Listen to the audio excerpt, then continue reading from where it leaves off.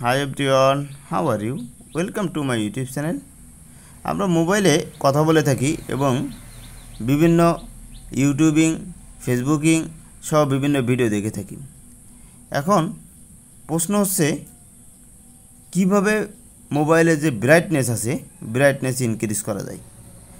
এটি খুব ইজি একটি সেটিংস, সবাই জানে। তারপরেও দেখা যাচ্ছে কিছু কিছু লোক এই বিষয়ে জানে না যে ডিসপ্লে লাইট কম হয়ে গেল, আবার অন্যদের কাছে যেতে হচ্ছে এটি সেট করার জন্য। খুব ইজি একটি সেটিংস, আজকের এই ভিডিওতে সেটি দেখিয়ে দেব। এর জন্য যে কাজটা করতে হবে দুইটা ওয়েতে করা যেতে পারে, আমি দুইটা ওয়েতে দেখিয়ে দেব। ফার্স্ট হলো আপনি মোবাইলের সেটিং যে অপশনটি আছে এই সেটিং অপশানে চলে যাবেন।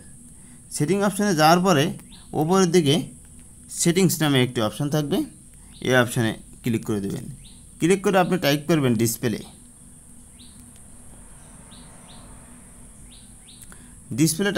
টাইপ করার পরে ক্লিক করবেন। ক্লিক করে আপনি এখানে ডিসপ্লে একটি অপশন চলে আসবে।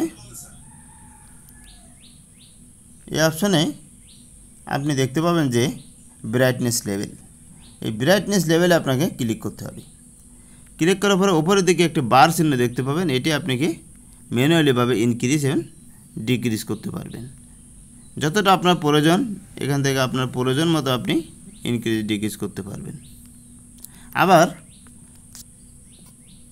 সেকেন্ড নাম্বার যে অপশানটি আছে আপনি একেবারে চলে আসবেন ডিসপ্লেতে। আসার পরে ডিসপ্লে ওপরটাকে নিচের দিকে টেনে ধরবেন।